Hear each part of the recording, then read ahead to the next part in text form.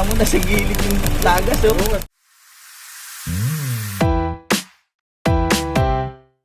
So ayan mga tropa pits, hindi na tayo magpaligoy-ligoy pa, banat agad.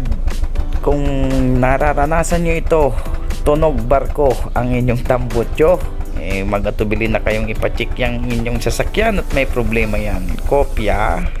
So yun mga tropa pits, good morning, magbabalik ulit ng inyong lingkod, Team Bahay Darnet, signing in, vlog on. Ayan mga tropa pits, si sir pumunta dito para ipaayos ang kanyang sasakyan kasi ayan, nanginginig-nginig mga tropa pits.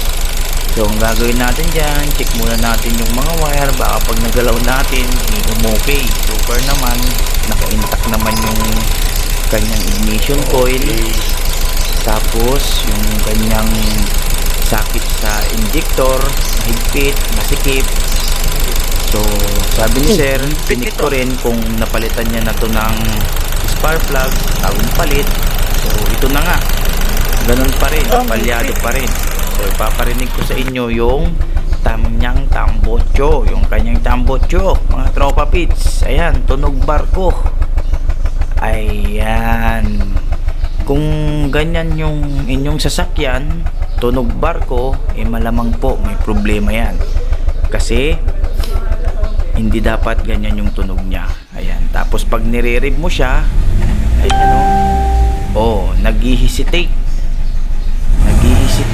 yung kanyang RPM, tapos hindi solido. Pag inaapakan yung accelerator, may sayad, hindi siya smooth, kopya nyo mga tropa.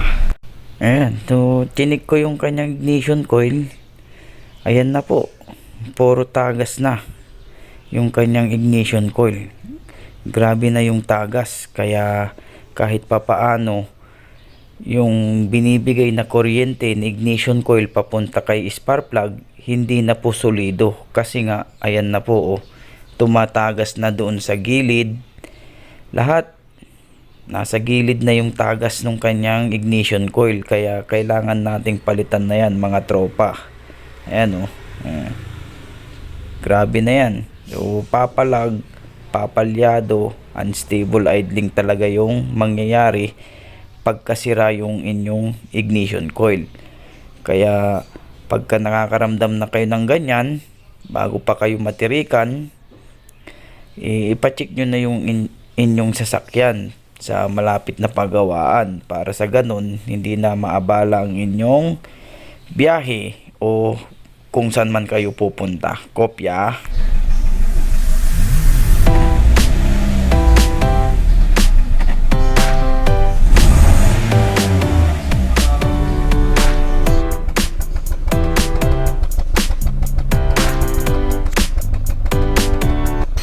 Ayan mga tropa, so hindi nahirap ipiga ang kanyang accelerator, smooth na rin pati pagbalik ng kanyang RPM mga tropa, no? Pagkarib mo, babalik agad. Tapos kung papansin niyo yung tunog tambutso na naririnig nyo kanina sa video, ayan po, wala na yung tunog barko, okay na, wala na yung tunog barko. So, ganun lang kadali mga tropa mag-diagnose kung sakaling maramdaman nyo yung ganyan na sintomas. Huwag na kayong mag-atubili, i-check nyo na yung dapat mong i-check. Kopya. So ayun, ganun lang kadali mga tropa pits. Kung sakaling palyado yung inyong sasakyan, nag-hesitate, tapos tunog barko yung inyong tambutso sa likod, huwag na kayong mag-atubiling tignan nyo na yung ignition coil nyo, baka palitin na po yan, o kaya yung spark plug. Okay na, ngiting tagumpay. Gano'n lang kadali para makadami pa tayo.